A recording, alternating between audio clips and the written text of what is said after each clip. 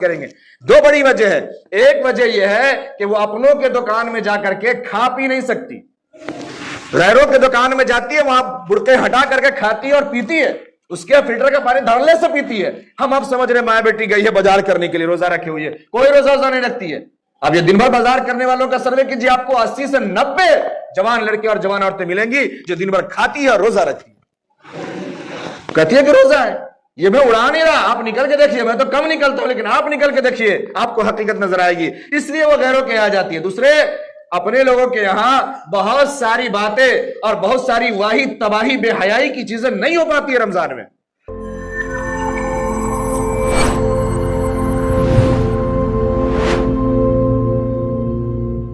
الحمد للہ رب العالمین والصلاة والسلام علی سید الانبیاء والمرسلین محمد وعلی آلہ واصحابہ اجمعین، اما بعد فقد قال اللہ تبارک وتعالی فی القرآن المجید اعوذ باللہ من الشیطان الرجیم بسم اللہ الرحمن الرحیم یا ایہا الذین آمنوا کتب علیکم الصیام کما کتب علی الذین من قبلکم لعلکم تتقون۔ وقال اللہ تبارک وتعالی فی مقام فقلت استغفروا ربکم انہ کان غفارا یرسل السماء علیکم مدرارا ویمددکم باموال وبنین ویجعل لکم جنات ویجعل لکم انہارا ما لکم لا ترجون للہ وقارا۔ صدق اللہ العظیم۔ اللہم صلی علی محمد وعلی آل محمد وبارک وسلم کما صلیت وبارکت علی ابراہیم وعلی آل ابراہیم انکا حمید مجید۔ اللہ تبارک و تعالیٰ کا بے پناہ شکر کرم اور احسان ہوا، مالک کریم نے ایک بار پھر ہم تمام کو جمعہ کے عظیم دن میں اپنے بارگاہ عالی میں حاضری کی توفیق مرحمت فرمائی۔ اللہ تبارک و تعالیٰ ہم تمام کی حاضری کو قبول فرمائے۔ اللہ تبارک و تعالیٰ نے ہمیں اتنی مہلت عطا فرمائی کہ ہم سب اپنی صبح و شام کو گزارتے گزارتے ایک بار پھر شعبان المعظم کے مہینے کے بالکل اخیر عشرے میں چل رہے ہیں، اور شعبان کا یہ مہینہ بس سے گزرنے ہی والا اور ختم ہونے والا ہے۔ اس کے بعد وہ مہینہ جس کا سال بھر انتظار رہتا ہے، اور وہ جو سب سے مبارک اور سب سے عظیم مہینہ ہے رمضان المبارک کا مہینہ، بس اب وہ شروع ہونے والا ہے۔ رمضان المبارک کے مہینے شروع ہوں گے، ایک ایسا عظیم مہینہ جس کے تعلق سے جناب محمد رسول اللہ صلی اللہ علیہ وسلم کے فرمان عالی شان موجود۔ اللہ تبارک و تعالی نے قرآن میں جس کا تذکرہ کیا، ایسا عظیم مہینہ جس مہینے میں ہر وقت اللہ کی رحمت عام ہوتی ہے، اللہ کی مغفرت عام ہوتی ہے، اللہ کی طرف سے اجر و ثواب میں بڑھوتری کر دی جاتی ہے، انسان کے چھوٹے سے چھوٹے عمل کو بھی بہت زیادہ اجر و ثواب کے ساتھ تولا جاتا ہے اور قبول کیا جاتا ہے۔ ایک ایسا مہینہ جس میں بندے کو پوری طرح سے گناہوں سے دور رہنے کا حکم ہے، اس طریقے سے گناہوں سے دور رہنے کا حکم ہے کہ بالکل وہ پاک اور صاف ہو جائے۔ گناہ چھوڑنے کا، شریعت پہ عمل کرنے کا، اللہ کے نبی صلی اللہ علیہ وسلم کے فرمان اور سنت طریقے پہ چلنے کا حکم، یہ تو پوری زندگی ہے، پورے سال ہے، ہر صبح و شام ہے، ہر دن رات ہے۔ لیکن اس کے علاوہ بھی کوئی چھوٹے موٹی چیزیں اور کوئی گناہ اگر رہ جائے تو ان تمام سے بندہ پاک ہو جائے، صاف ہو جائے، اس کے درجات بہت بلند ہو جائیں، اپنی عمر سے زیادہ اپنے دامن میں اجر و ثواب کو جمع کر لے۔ ایسا عظیم مہینہ رمضان کا ہے، اور وہ رمضان کا مہینہ اللہ تبارک و تعالیٰ کے فضل سے اور کرم سے بس شروع ہونے ہی والا ہے، اور ہم اب رمضان میں داخل ہونے والے ہیں۔ رمضان المبارک کے تعلق سے باتیں ہونی ہیں اور آگے بھی ہوں گی۔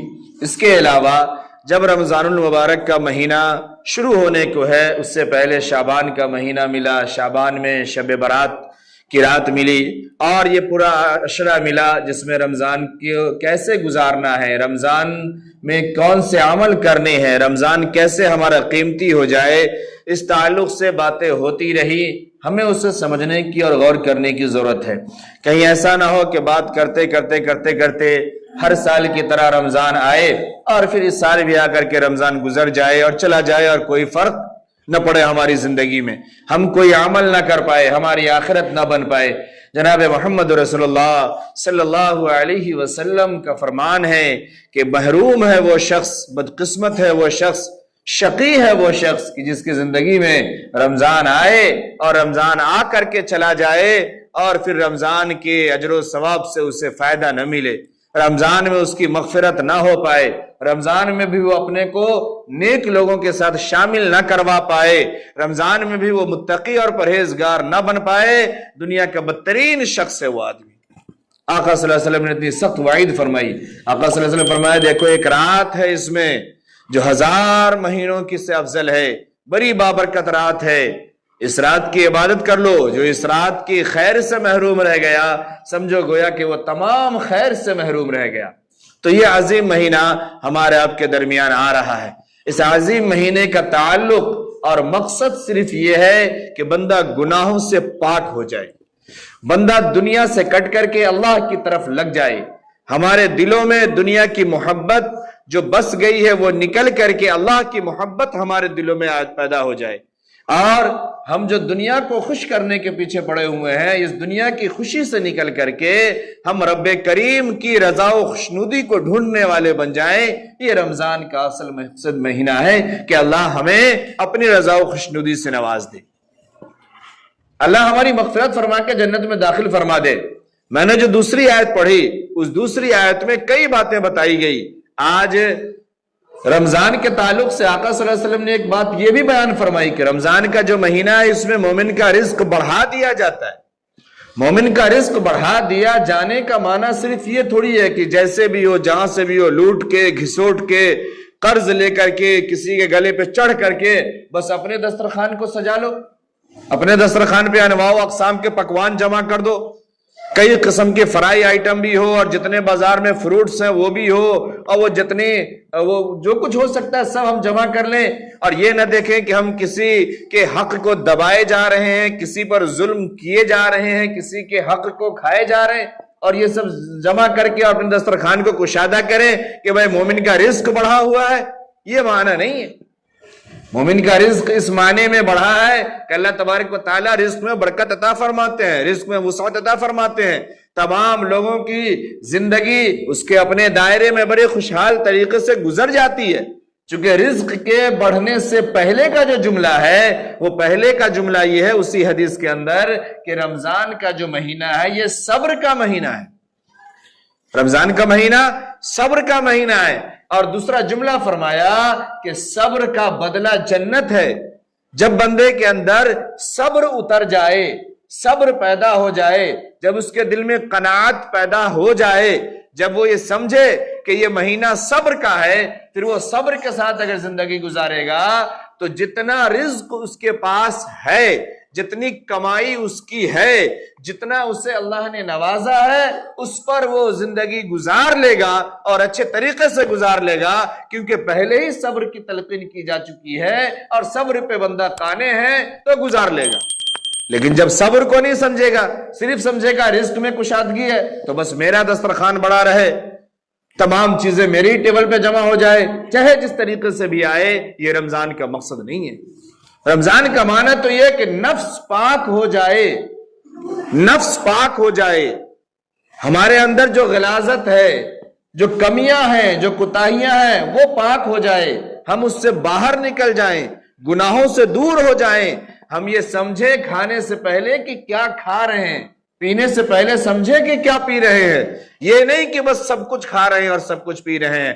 بہرحال ایک جملہ یہ، اس آیت میں اللہ تبارک و تعالیٰ نے کئی باتیں بیان فرمائی، فرمایا فَقُلْتُ اسْتَغْفِرُوا رَبَّكُمْ إِنَّهُ كَانَ غَفَّارًا يُرْسِلِ السَّمَاءَ عَلَيْكُمْ مِدْرَارًا وَيُمْدِدْكُمْ بِأَمْوَالٍ وَبَنِينَ وَيَجْعَلْ لَكُمْ جَنَّاتٍ وَيَجْعَلْ لَكُمْ أَنْهَارًا کہ اگر تمہیں اس بات کی پریشانی ہے جس بات کے لیے رمضان کو ٹارگٹ کرتے ہو، آج ہم لوگ رمضان کو ٹارگٹ کرتے ہیں، کیا ٹارگٹ کرتے ہیں؟ اسی رمضان میں سال بھر کا حصہ کما کے رکھ لینا ہے، اسی مہینے میں اتنا ہیری پھیری کرنی ہے کہ 6 مہینہ آسانی سے گزر جائے، 6 مہینہ پھر کمائی ہونا نہیں ہے، یہ موسم بہار آ رہا ہے، رزق کی پریشانی ہے، اس کو رمضان میں پورا کرنا ہے۔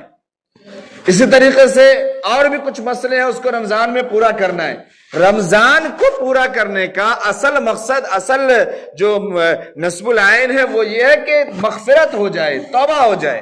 اللہ پورے سال کے لیے فرما رہے ہیں استغفروا ربکم انہ کان غفارا، کہ سب سے پہلے اپنے رب سے توبہ کرو، اپنے رب سے معافی مانگو کہ کیا کر رہے ہو اور کیا نہیں کر رہے ہو، دنیا میں بھی کیا کر رہے ہو، لوگوں کے ساتھ بھی کیا کر رہے ہو، اور اللہ کے احکام کے ساتھ بھی کیا کر رہے ہو، کتنا پورا کر رہے ہو، کتنا نہیں پورا کر رہے ہو، کیا کھا رہے ہو، کیا نہیں کھا رہے ہو، کیا کر رہے ہو، کیا نہیں کر رہے ہو۔ سب سے پہلے اس بات پہ معافی مانگو، استغفروا ربکم، اپنے رب سے توبہ کرو، مغفرت مانگو، انہو کان غفارا۔ اللہ فرما رہا تم جب مغفرت چاہو گے، جب معافی مانگو گے، اللہ تبارک و تعالی معاف فرمانے والے معاف فرما دیں گے۔ پہلے اپنے کو پاک اور صاف کرو، پہلے مغفرت طلب کرو، استغفروا ربکم انہ کان غفارا۔ جب یہ ہو جائے گا، اللہ فرما رہا ہے یرسل السماء علیکم مدرارا، پھر اللہ تبارک و تعالی آسمان سے رزق اتاریں گے۔ بارش کا معنی رزق بھی ہے، کیونکہ بارش کے اندر تمام رزق پوشیدہ ہے۔ قرآن میں بارش کے لیے اور پانی کے لیے کئی الفاظ استعمال ہوئے ہیں، ان الفاظوں کو سمجھنے کی ضرورت ہے کہ بارش کے لیے اتنے لفظ قرآن میں کیوں استعمال ہوئے ہیں، ان لفظوں کا کیا معنی ہے، اس کا پس منظر کیا ہے۔ ایک بارش وہ ہے، قرآن میں اس کا لفظ ہے کہ وہ بارش، اس سے تباہی آتی ہے۔ ایک بارش وہ ہے جس میں رزق ملتا ہے، کھیتی پھلتی ہے، پھولتی ہے۔ اور ایک بارش وہ ہے جو عام بارش ہے، بس ہو گئی۔ تو کئی طریقے کے الفاظ ہیں قرآن میں، کرنے کے لیے لفظ، عمل کرنے کے لیے کئی الفاظ آئے ہیں۔ ہر لفظ کا معنی کرنا نہیں ہے، ایک لفظ کا معنی اچھا عمل کرنا ہے اور ایک لفظ کا معنی برا عمل کرنا ہے۔ تو الفاظ کو بھی سمجھنے کے بعد پورے معنی بنتے ہیں۔ اللہ نے فرمایا سب سے پہلے مغفرت طلب کرو، استغفروا ربکم انہ کان غفارا، اللہ تمہاری مغفرت فرمائیں گے۔ یرسل السماء علیکم مدرارا، پھر تمہیں رزق بھی ملے گی، آسمان سے رزق برسے گا۔ اللہ نے دوسری جگہ بھی بیان فرمایا کہ تمہارا رزق یہ تو اللہ نے آسمان میں رکھا ہے، یہ تو برس کر کے رہے گا، مل کر کے رہے گا، اتر کر کے رہے گا۔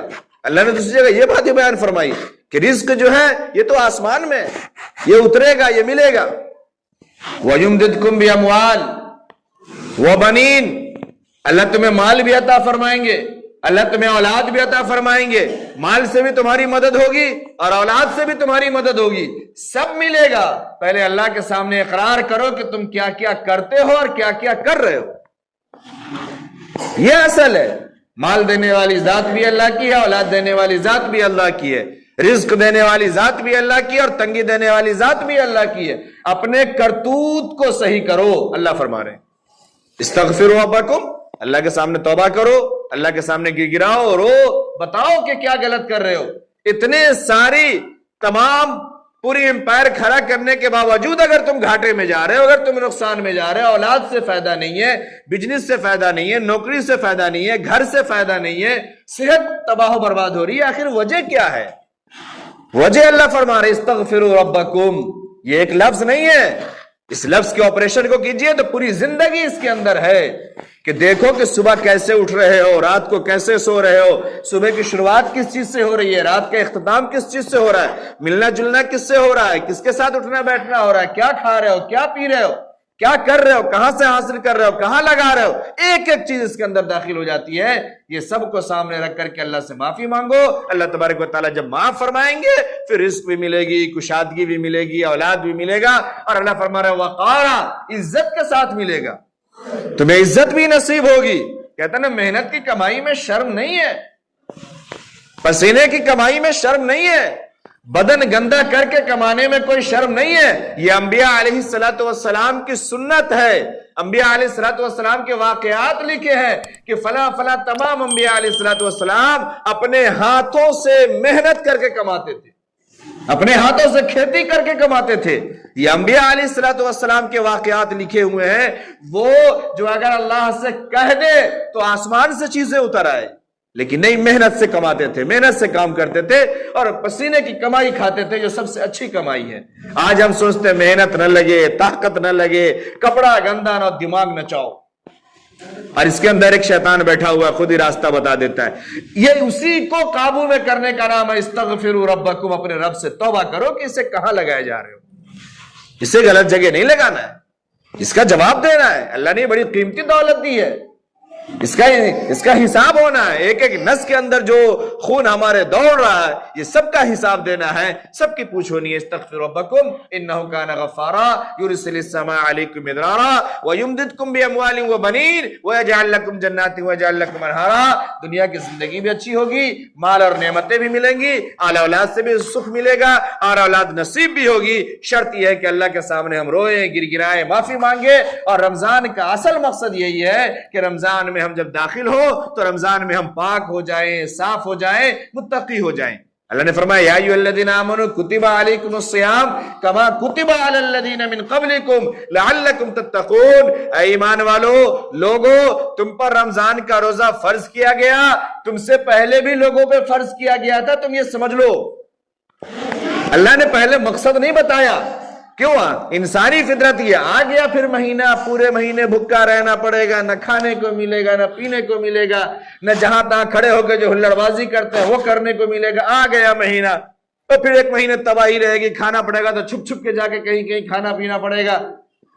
دل میں خیال پیدا ہی آنا شروع ہو گیا، بوجھ رمضان کو سمجھ لیا. اللہ نے فرمایا نہیں، کما کتب علی الذین من قبلکم، تم سے پہلے بھی امتوں پہ یہ چیزیں فرض کی جا چکی ہیں اور تم سے پہلے کی امتوں میں نے بھی نبھایا ہے. آگے مقصد بیان فرمایا کہ مقصد یہ ہے لعلکم تتقون، تاکہ تم سدھر جاؤ، تاکہ پرہیزگار ہو جاؤ، تاکہ متقی ہو جاؤ، تاکہ پاک اور صاف ہو جاؤ. اور اس آیت کو اللہ نے دوسری جگہ فرمایا تلک الجنت التی نورث من عبادنا من کان تقیا، کہ میں اللہ فرماتے کہ جنت اسی بندے کو عطا کی جائے گی، جنت اسی شخص کو دی جائے گی جو متقی ہوگا، جو پرہیزگار ہوگا.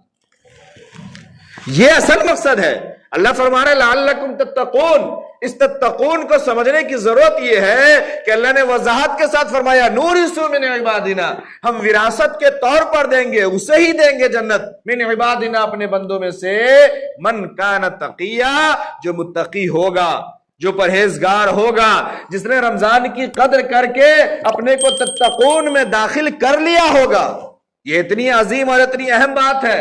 ایک جملے کو قرآن کے دوسرے جملے سے ہم سمجھے تو پھر ہمیں زندگی کی حقیقت سمجھ میں آئے گی اور اپنی حقیقت سمجھ میں آئے گی. میرے محترم بزرگ اور دوستو، یہ رمضان کا عظیم مہینہ آ گیا. ہم اس کی قدر کرنے کے لیے اور اس کا استقبال کرنے کے لیے ہم تیار رہیں. آقا صلی اللہ علیہ وسلم رمضان شعبان کے اخیر دنوں میں خطاب فرمایا. حضرت سلمان فارسی رضی اللہ تعالی عنہ سے ایک طویل حدیث مروی ہے. فرمایا لوگو، ایک ایسا مہینہ تم پر آ گیا ہے، سایہ فگن ہو گیا ہے، جو مہینہ بڑا عظیم ہے، بڑا مبارک ہے. اس مہینے کے روزے تم پہ فرض کیے گئے ہیں اور اس مہینے کی رات کی عبادت کو تطوع کی چیز بنائی گئی ہے. تطوع کا لفظ کبھی سنت مؤکدہ کے لیے بھی بولا جاتا ہے، اور یہاں پہ تطوع سے سنت مؤکدہ ہی مراد ہے. وہ تراویح سنت مؤکدہ ہے، تراویح کا سنت مؤکدہ ہونا یہ ثابت ہے. فرمایا لوگوں، اس مہینے میں جو شخص روزے دار کو افطار کرائے، اللہ فرما رہا ہے اس کے گناہ، اللہ کے نبی صلی اللہ علیہ وسلم فرمایا کہ اللہ اس کے گناہوں کو معاف فرما دیں گے، اللہ اسے جہنم سے نجات عطا فرمائیں گے.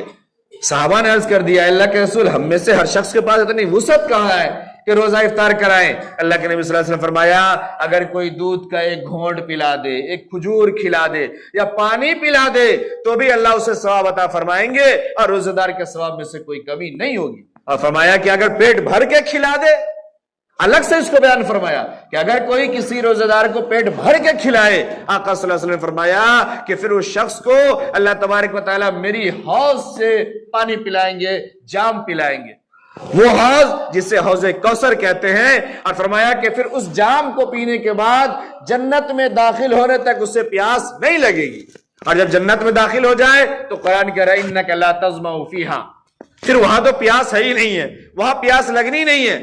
تو یہ ایک پیٹ بھر کے ایک روزہ دار کو افطار کرانے پر ثواب ہے۔ فرمایا صبر کا مہینہ ہے، صبر کا بدلہ جنت ہے، یہ مواسات کا مہینہ ہے، غمخواری کا مہینہ ہے۔ رمضان کا مہینہ یہ اپنے ماتحتوں پر بوجھ کم کرنے کا مہینہ ہے، اپنے ماتحتوں پر بوجھ کم کرنے کا مہینہ ہے۔ اسے بھی اس بات موقع دینا ہے، موقع فراہم کرنا ہے کہ اللہ کے سامنے وہ بھی پہنچے، وہ بھی سر جھکائے، وہ بھی اپنی آخرت کو بنائے۔ اور جب بندہ اللہ کے سامنے مخلص ہوگا، جملہ سمجھیے، جب بندہ اللہ کے سامنے مخلص ہوگا، اللہ کے حقوق کو ادا کرنے والا ہوگا، تو وہ بندے کے حقوق کو بھی پورا کرے گا۔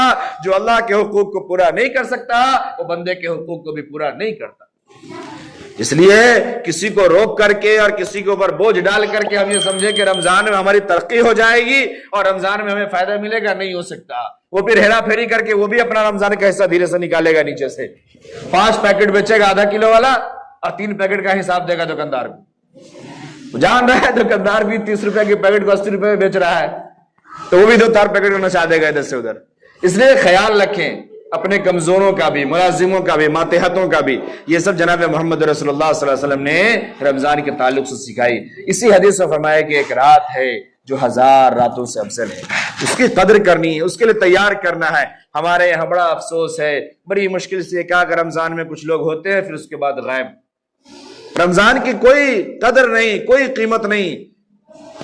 بڑوں سے آپ پوچھئے، جو بچپنا گزرا اس میں پوچھئے کہ رمضان پورے محلے میں لگتا تھا کہ رمضان ہے، رمضان پورے علاقے میں لگتا تھا کہ رمضان ہے، آج نہیں لگتا۔ ایک آدھ روزے میں تھوڑی بھیڑ بھاڑ، تھوڑی ہلڑ بازی، پھر اس کے بعد ہاں رمضان تو لگتا ہے، وہ گلیوں میں لگتا ہے، چوک پہ لگتا ہے، چوراہوں پہ لگتا ہے۔ تو وہ جو رمضان میں نئے نئے اسٹال بنتے ہیں، نئے نئے وہ ہوٹل کھلتے ہیں اور نئے نئے جو کھانے کی چیزیں، اور پھر مغرب کے بعد سے جو ہلڑ بازی شروع ہوتی ہے اور نوجوانوں کا اور اس میں گھر کی خواتین بھی شامل ہیں، 2 بجے رات تک ان کا بھی آنا جانا ٹوٹو، اور پھر بائک سے شروع ہوتا ہے اور پھر آنا اور جانا۔ رمضان کو عجیب و غریب میلہ ٹھیلے کا مہینہ بنا کے رکھ دیا، تماشا بنا دیا ایک دم۔ اور اس کے بعد ہم یہ کہتے ہیں کہ دنیا میں ہم پریشان ہیں، اللہ کی غضب کو، اللہ کے قہر کو، اللہ کی مصیبت کو، اللہ کے عذاب کو ہم ہنس کھیل کر کے اپنے اوپر مسلط کرتے ہیں، اور اس کے بعد ہم یہ کہتے ہیں پریشان ہیں۔ رمضان کے مہینے میں اس طریقے سے جو بازاروں کا حال ہے اور جو گھروں کا حال ہے، اس کو دیکھیں، سمجھیں۔ پہلے حدیث میں صبر کا تعلق، صبر کا بیان پہلے ہے، اس کے بعد باقی بیان ہے، پھر غمخواری ہے، پھر مواسات ہے، پھر اس کے بعد یہ ہے کہ رزق بڑھا دیا گیا۔ ہمارے گھروں میں صرف اتنا پتہ ہے بدیش سے روپیہ آ رہا ہے، گھر سے روپیہ آ رہا ہے، مرد لا کے دے گا، شوہر دے گا، بیٹا بھیجے گا، بھائی دے گا، یہ سب ہمارے یہاں رزق بڑھنے کا معنی ہے۔ اور اس کے بعد کا صبر سے کوئی لینا دینا نہیں ہے، یہ سب سے کاندھے پہ چڑھ کے، حلق پہ چڑھ کر کے لو اور جیسے دل چاہے ویسے کرو۔ کہ آپ کو نہیں معلوم ہے، آپ کئی بازار میں نکل کے سروے کر کے دیکھیں، آپ کے یہاں سے زیادہ آپ کے گھر کی خواتین غیروں کے یہاں جاتی ہے۔ کیوں جاتی ہے جانتے ہیں؟ 2 بڑی وجہ ہے اس کی، آپ سنیے میں بتا رہا ہوں 2 بڑی وجہ، 1 منٹ میں، آئندہ پھر بات کریں گے۔ 2 بڑی وجہ ہے۔ ایک وجہ یہ ہے کہ وہ اپنوں کے دکان میں جا کر کے کھا پی نہیں سکتی، غیروں کے دکان میں جاتی ہے، وہاں بڑکے ہٹا کر کے کھاتی ہے اور پیتی ہے، اس کے فلٹر کا پانی دھڑلے سے پیتی ہے۔ ہم اب سمجھ رہے ماں بیٹی گئی ہے بازار کرنے کے لیے، روزہ رکھے ہوئی ہے، کوئی روزہ نہیں رکھتی ہے۔ اب یہ دن بھر بازار کرنے والوں کا سروے کیجیے، آپ کو 80 سے 90 جوان لڑکے اور جوان عورتیں ملیں گی جو دن بھر کھاتی ہے اور روزہ رکھتی ہے، کہتی ہے کہ روزہ ہے۔ یہ میں اڑا نہیں رہا، آپ نکل کے دیکھیے، میں تو کم نکلتا ہوں لیکن آپ نکل کے دیکھیے، آپ کو حقیقت نظر آئے گی۔ اس لیے وہ غیروں کے یہاں جاتی ہے۔ دوسرے، اپنے لوگوں کے یہاں بہت ساری باتیں اور بہت ساری واہی تباہی بے حیائی کی چیزیں نہیں ہو پاتی ہے رمضان میں۔ اپنا آدمی ہے اگر، اس کا اسٹاف بھی روزے سے ہے، دکاندار بھی روزے سے ہے، کچھ بولنے سے پہلے بھی کچھ سوچتا ہے، ہنسی مذاق کرنے سے بھی سوچتا ہے، کسی کے ساتھ ہنسی مذاق چلتا بھی ہے تو بھی سوچتا ہے کہ رمضان ہے، بولے کہ نہیں بولے، لیکن غیروں کے ساتھ عشقیں لڑ رہی ہے، غیروں کے ساتھ بے حیائی کی تمام حدیں پار ہو رہی ہے۔ یہ صرف آزادی اور یہ دلوں کے بیٹھے ہوئے شیطان کی وجہ سے یہ ہو رہا ہے، اور پھر یہ لگتا ہے کہ وہاں چیزیں سستی مل رہی ہے۔ کبھی کمپیئر کر کے تو دیکھے، کئی مرد بیٹھا کے سمجھا کے تو بتایا کہ چیزیں کہاں سستی مل رہی ہے، چیزیں ایک ہی جگہ سے آ رہی ہے، کیسے سستی مل جائے گی؟ عورتوں کو تو الحمدللہ اتنا دماغ ملا ہے کہ اس پہ باتیں کرنا بیکار ہے، کیا باتیں کیجیے گا اس پہ۔ 3 साल पुराना स्टॉक उसको नए पन्नी में करके दिया जाता है, उसको लगता है यहां सस्ता मिल गया हमको। उसको ये पता ही नहीं कि 3 साल पुराना माल उसको थमा दिया गया है, और वो कहते हैं कि सस्ता मिल गया फलानी जगह पे, वहां पे अच्छा मिलता है। ये सब की बड़ी वजह समझ लीजिएगा, मैं बड़ी हमेशा कहता हूं जिम्मेदारी से, इन सब की वजह हम मर्द हैं, मर्द। हमने उसे बाजार दिखाया, हमने उसे मॉल दिखाया, हमने उसे आजादी दी, हमने उसे रुपया दिया, लो तुम्हें जो मन में आए वो करो, कोई लेना देना नहीं। भेज दिया विदेशों से, अब ऑनलाइन जो करना है कर दो, और जाकर तुम्हें जो करना है करो। अरे बहुत मुश्किल अगर कहीं पड़ती थी तो घर के बड़े और बुजुर्ग जाते थे बाजार करने के लिए। आज घर का कोई मर्द नहीं जाएगा साथ में बाजार करने के लिए, पूरे मोहल्ले की औरत जमा होकर के जाएगी, और औरत हर किसी की राजदार होती है, और हर कोई एक दूसरे के गुनाह में शामिल होती है। ये सब वो बातें हैं, कभी सर्वे करने बैठिए तो आपका दिमाग ठिकाने लगे। वो हम लोग खुशफहमी में रहते ना, फलनिया के साथ गई है, वही फलनिया आपके घर की हया की दुश्मन है, आपको मालूम नहीं है। जिस मोहल्ले वाली पे, जिस भाभी पे, जिस फूफी पे, और जिस बहन पे, और जिस चचेरी पे, और कोई भी रिश्तेदारों पे आप जो भरोसा कर रहे हैं ना, वही वो दुश्मन है जिसने आपके घर से आपकी हया को और आपके घर से आपके ईमान को खींच करके और छीन करके दूसरों के हाथ में दे रखा है, और आप अपने घर का लगाम उसके हाथ में देते, ले जा हमरी वाली को भी तू। हम उस पर भरोसा किए हुए हैं, और वो हमारे घर की इज्जत को बेच रही है, और हम खुश हैं। समझिए इन सब चीजों को।